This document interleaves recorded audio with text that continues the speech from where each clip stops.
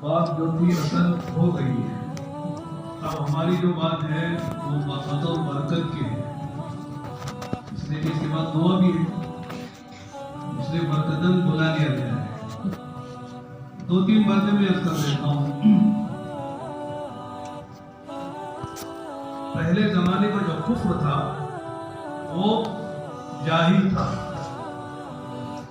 آج کے زمانے کا جو کفر ہے وہ بڑا پڑھا لکھا ہے، بڑا عیار و مکار ہے. پہلے لوگ افراد کو کافر بناتے تھے، لڑ مڑ کے بناتے تھے. آج پوری قوموں کو کفر پر لانے کی سازشیں دھیرے دھیرے شروع ہو گئی. تو ساری بات کا خلاصہ یہ ہے کہ پوری امت کو، پوری انسانیت کو جو ایمان پر ہے ایمان پر باقی رکھنا ہے، اور جو ایمان میں نہیں ہم کو ایمان پہ لانے کی فکر کرنی ہے. دوسری بات یہ ہے کہ جہاں بھی اقلیتیں ہوتی ہیں حق پر اور اکثریت گمراہ ہوتی ہے، کافر ہوتی ہے، مشرک ہوتی ہے، تو وہاں پر خطرہ یہ ہوتا ہے کہ کہیں وہ اقلیت اکثریت پہ ضم نہ ہو جائے. ہمارے ملک میں چونکہ ہماری اقلیت ہے، میں نے بتایا کہ 14-15% ہم لوگ فیصد ہیں اور اکثریت وہ لوگ میں ہیں، اور انہوں نے طے کر لیا ہے تقریباً 100 سال میں اس اقلیت کو ہم کو ہضم کر لینا ہے، اور یہاں کوئی دو رنگ نہیں ہونا ہے، ایک ہی رنگ رہنا ہے. یہی بات تھی کہ حضرت یعقوب علیہ السلام نے اپنی وفات کے موقع پر اپنی ساری اولاد کو جمع کر کے جو پوچھا تھا، ما تعبدون من بعدی. نبی ہیں، نبی زادے ہیں، خاندان نبوت کا ہے، لیکن اس بات کو پوچھنے کی ضرورت کیا پڑی کہ بچوں میرے بعد تم کس کی عبادت کرو گے، ایمان پہ باقی رہو گے؟ تو علماء نے یہ لکھا ہے کہ چونکہ مصر کی جو اکثریت تھی وہ مشرکین کی تھی، اور ان کا جو خاندان تھا بہت تھوڑا، نبوت والا خاندان، ایمان والا، کہیں خدا نہ خاصا غفلت ہو گئی، محنت چھوڑ گئی، تو نبی زادے بھی کفر میں داخل ہو سکتے ہیں. اس لیے کہ وہ اقلیت ہے مشرکین کی، کافروں کی، اور ہم ان کی اور ایمان والوں کی اقلیت ہے، اگرچہ کہ وہ نبی زادے ہیں، نبوت کے خاندان کے لوگ ہیں. اس لیے جو بڑی اہم بات جو مولانا نے بتائی، اس کو یہ سمجھ کر نہ رہے کہ صاحب دیکھا جائے گا جب ہوگا. یہ سب اندیشے ہیں، خطرات ہیں، یہ سب ہونے والا نہیں ہے، ایسی بات نہیں ہے. میں نے بھی پہلی مرتبہ تفصیلی طور پر مولانا کی بات سنی ہے، اور خاص طور سے جو ترکی کی جو باتیں سنائی مولانا نے. 600 سال ہماری حکومت رہی، خلافت عثمانیہ، اس کے بعد کس طرح سازش کر کے یہ آدمی نے ایسی محنت کر ڈالی تعلیم کے راستے سے کہ سارے ملک میں ہمارے لوگوں کو اعلی کار بنا لیا، اور ہمارے لوگوں سے، ہمارے نوجوانوں سے علماء کو شہید کروا دیا. مدرسے بند ہو گئے، مسجدیں بند ہو گئی، آزادی بند ہو گئی، عربی کا رسول ختم کر دیا گیا، اسلامی شعار پہ چلنا جرم بن گیا. یہ اسی راستے سے ہوا ہے، اور پھر تبدیلی بھی اسی راستے سے ہوئی ہے. اس لیے عرض یہ کرنا ہے کہ اس کو معمولی کام نہ سمجھیں، اور اگر ایک آدمی بھی اپنے علاقے میں طے کرنے مجھے کرنا ہے، اللہ تعالیٰ کام لے لیں گے. مایوسی کا بھی مسئلہ نہیں ہے، اس لیے کہ دین اقبال و ادبار ہو، یہ دین میں ادبار بھی ہوتا ہے، اقبال بھی ہوتا ہے. بعض مطلب حالات ایسے آتے ہیں کہ سب لگتا ہے کہ دین مٹ جائے گا، دین ختم ہو جائے گا، دین کا نام لینا باقی نہیں رہے گا. لیکن ایسے حالات میں بھی کام اگر ہو جاتا ہے تو پھر اقبال ہوتا چلا جاتا ہے. اللہ کے نبی صلی اللہ علیہ وسلم کے وفات کے فوراً بعد ایسا لگ رہا تھا کہ سارا حجاز اور سارا عرب یہ مرتد ہو جائے گا. صرف مکہ اور مدینہ اور بحرین میں کچھ لوگ تھے جو پورے اسلام پر باقی تھے، ورنہ قبیلوں کے قبیلے مرتد ہو گئے. اور مسیلمہ القذاب، طلیحہ بن خویلد اور شجاع اور کئی لوگوں نے یعنی نبوت کا دعویٰ کر کے اپنی ٹیم بنا لی. ایسا لگ رہا تھا کہ سب اسلام ختم ہو جائے گا. حضرت صدیق اکبر رضی اللہ تعالیٰ عنہ نے عزم کیا، ارادہ کیا، اور صحابہ کو تیار کیا. ماشاءاللہ 2 مہینے نہیں گزرے، سارے فتنے فرو ہو گئے، سارے فتنے ختم ہو گئے، سارے مرتدین کے جو مرتد ہو گئے تھے سب اسلام میں داخل ہو گئے، اور جو سرکردے تھے اور جنہوں نے اس کی दावत चलाई और जाल मुसीब का मिसाल बन रहे थे, अल्लाह ने तो जहन्नम नसीब कर दिया। अल्लाह का निजाम चलता है। जैसे फरमाया मकरू मकरल्लाह वल्लाहु खैरुल माकिरीन, तुम तदबीरें करो, अल्लाह भी तदबीर करता है। अल्लाह की लाठी में आवाज नहीं है, अल्लाह पता नहीं कहां से रास्ते निकालेंगे। इसलिए लैसा दाउ इल्ला लहू दवा, हर बीमारी की दवा है। लिहाजा ये मायूस होने की बात नहीं है। हजरत याकूब अलैहिस्सलाम ने 21 साल के बाद अपने बेटे को गुम करने के बाद जब बच्चों ने आके कहा कि मायूसी हो रही, फिर भी फरमाया या बनी यज़हबू फतहस्ससू मिन यूसुफ अखी वला तयस्सू मिन रहमानिल्लाह, मेरे बच्चों जाओ तलाश करो, यूसुफ को तलाश करो, यूसुफ के भाई को तलाश करो, मिलेगा वो। अल्लाह के रहमत से मायूस नहीं होना। सिर्फ ये कहने में बिठा दिया कि दुआ कर लो या बेटे दुआ कर दो मैं नबी हूं, मसला हो जाएगा। कि जाओ तलाश करो, मेहनत करो, मायूस ना होना। अल्लाह निजाम बनाएंगे, अल्लाह ताला की कई भी कुदरत तुम्हारे साथ होगी, अल्लाह मसाइल को हल करेंगे। इसलिए मेरे दोस्तों हमारे मायूसी भी नहीं है और ये इत्तेकाल करके उम्मीद करके हाथ बांध के बैठना भी नहीं है। हमारे बस में जो काम हम कर सकते हैं वो करें।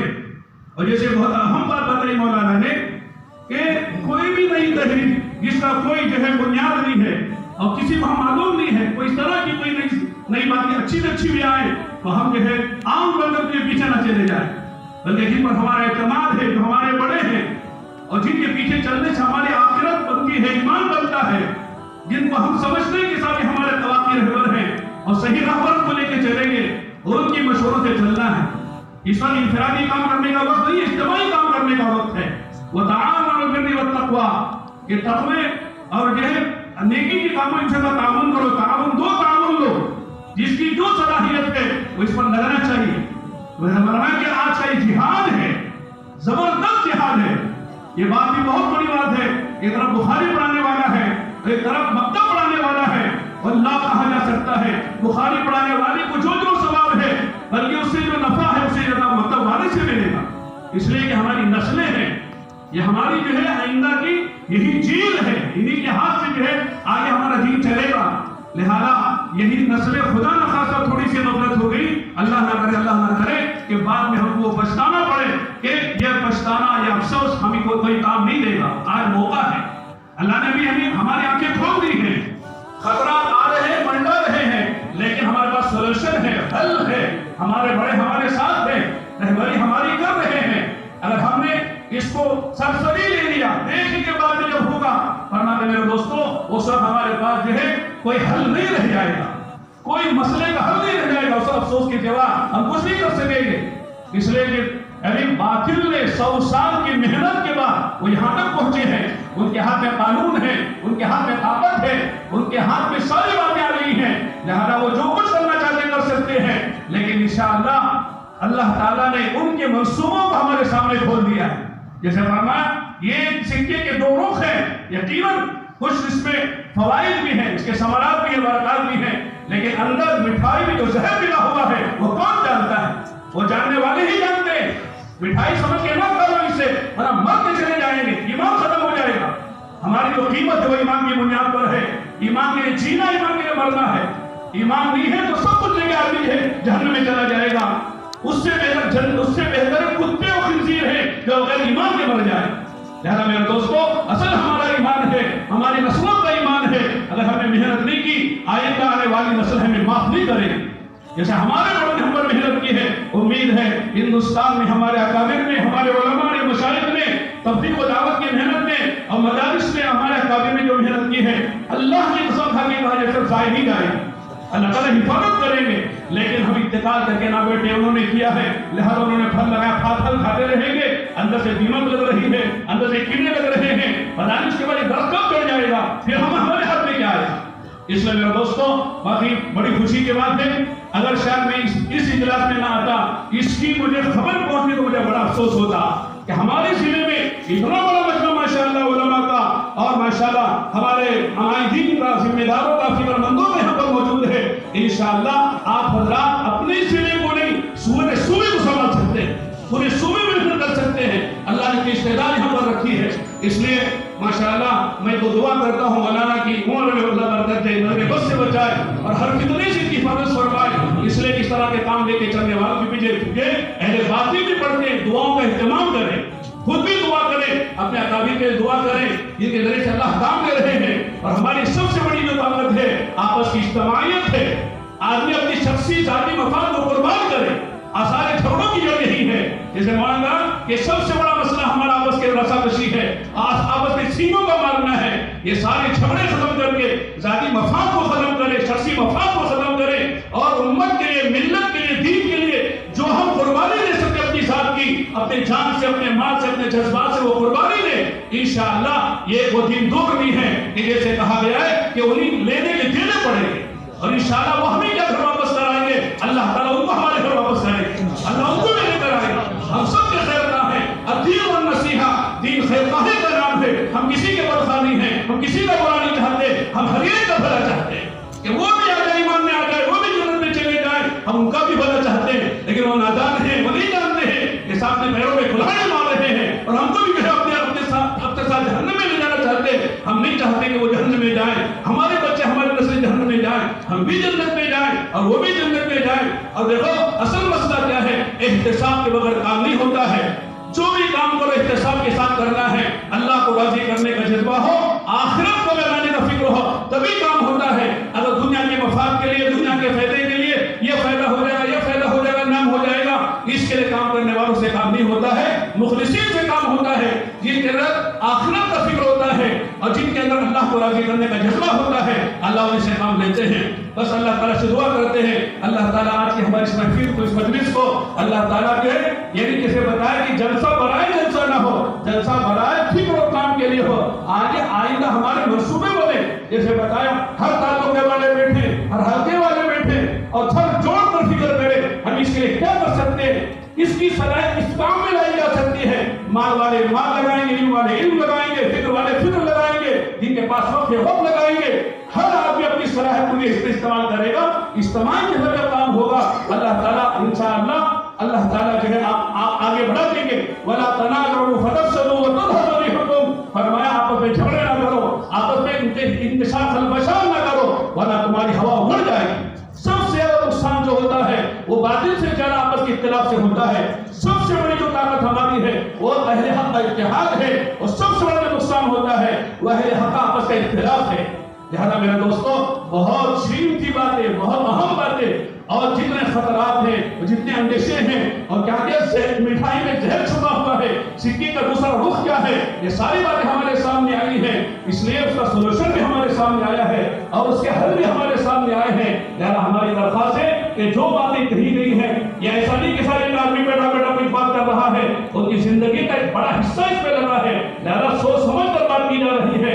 بڑے بڑے اکابرین جو ہے اسے لے رہے، فکر مند ہیں اور باقاعدہ جو ہے اس رائے کو قبول کر رہے ہیں اور وہ بلا بلا کے بات سن رہے ہیں. سارے اکابر ہمارے فکر مند ہیں، اہل مدارس ہمارے فکر مند ہیں.